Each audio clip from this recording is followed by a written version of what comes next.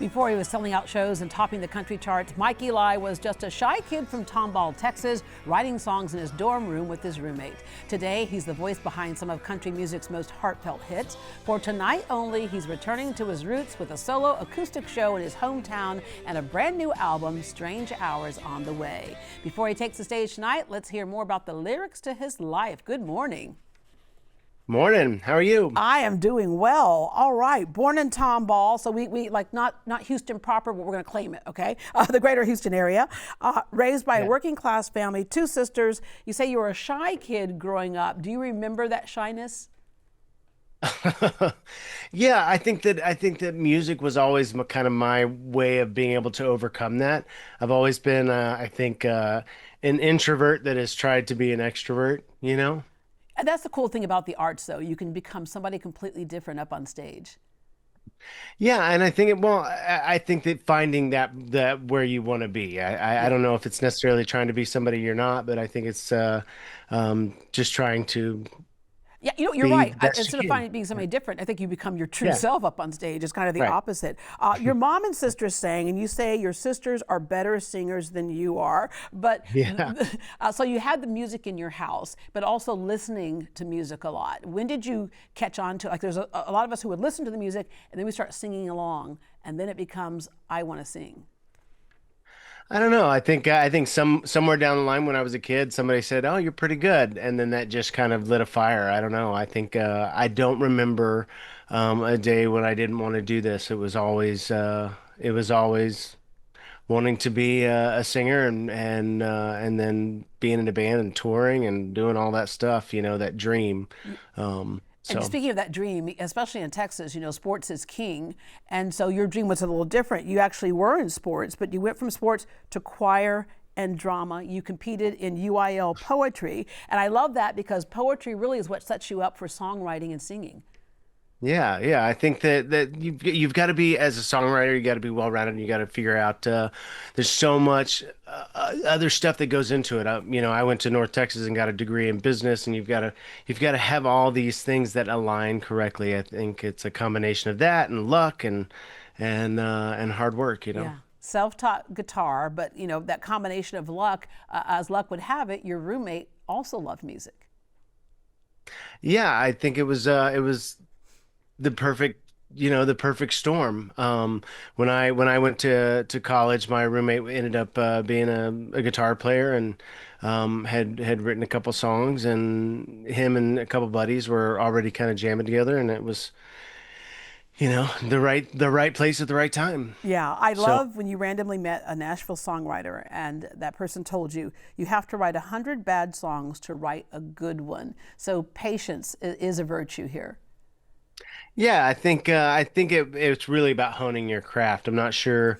Um, in any industry, you've got to be patient and wait for your door to open or whatever it might be. But I think we always wanted to have a career, and so whether it's writing songs or being out there and playing shows, but yet you do have to be patient, but you have to also work hard. So Yeah. writing 100 songs, it actually after a little bit of time, it's not so hard. So. All right. Yeah, you honed that craft that you talked about.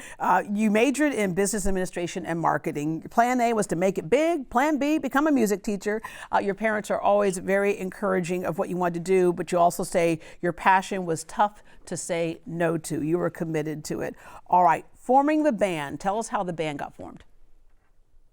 Well, that was it. I think my roommate James Young, him and I, we started writing together, and we started playing these shows at this little bar in Denton, Texas, where we started the band, um, and uh, and it was kind of just the way it went. John and Chris, our drummer and bass player, they were already playing with James quite a bit, and so when they found me, we just started writing songs and playing in the garage. I think we've always said that we're a glorified garage band.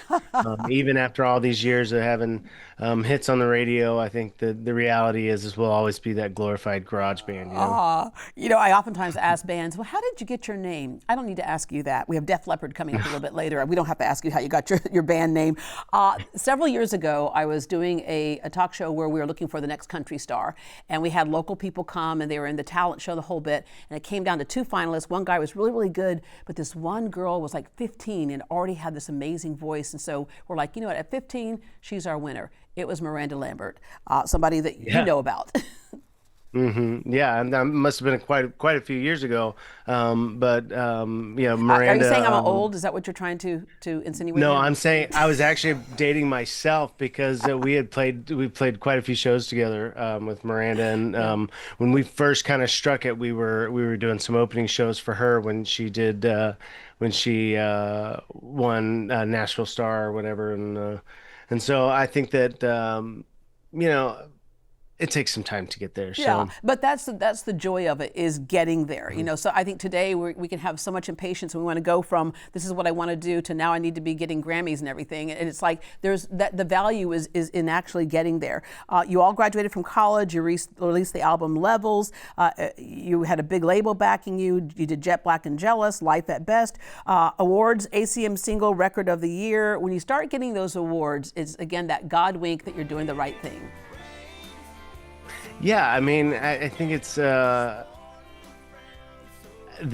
awards are great. I will say this, but when people come to see you play, that's kind of the thing that drives everything. And then I being from the Houston area, playing the Houston Rodeo has always been a big deal for me. So we come back every few years and we play the rodeo, and that's always kind of you can see my belt buckles back there from the rodeo. Yeah, that is So, cool. That is, especially if you live around here, that is definitely one of those bucket list items for sure.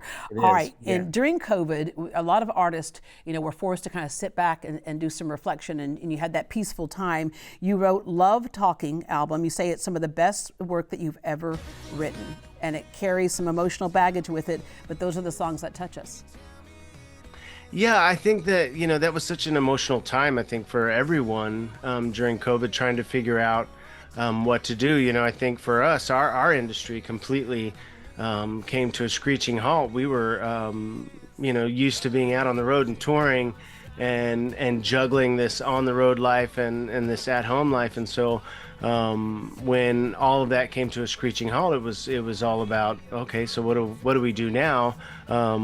We financially, you're figuring all that stuff out, and then creatively, I think that you have to have some kind of creative outlet when you're somebody like us, and so I sat here in my upstairs studio where I record vocals and I do all my stuff, and so I just came up here and I started writing, and You just made me jealous that you have an upstairs studio, because if I had a studio at home, I'd never come out of it, because I love singing.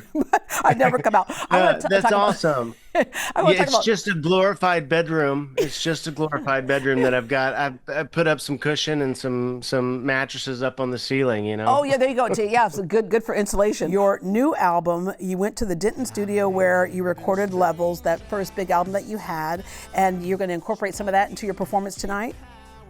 Yeah. There's some really cool stuff on this record. It's one of the I think it's influenced by so much of like the last 5 years of trying to get through reinventing where we came out of 2020 and reinventing us as a band, and I think that time period gave us so much perspective on life, and there's just some really neat songs on this record that I think our fans are really gonna love. And then I get to come home to Tomball. We've been trying to play Main Street Crossing for so long, just because it's right down the road from my parents' house, and so this will be my first time to ever do an acoustic show there. And the acoustic shows are different. They're not this big rockin' smoke lights thing. It's just me talking about the songs and playing a bunch of the old stuff in kind of different kinds of ways, and then playing some of the new stuff from Strange Hours. So we're looking forward to it. All right, you say you're just a glorified garage band. It's a nice car in the garage. Let me just say that. So thank you so much for joining us, and welcome back home. Thank you so much. See y'all soon. All right. Catch Mike Eli of the Eli Young Band live in his solo acoustic set tonight at Main Street Crossing in Tomball. Doors open at 6 and the show starts at 8. For tickets, visit greatdayhouston.com and we will connect you. And don't forget, you can pre-order their brand new album, Strange Hours, dropping this Friday by following them on Instagram at Eli Young Band.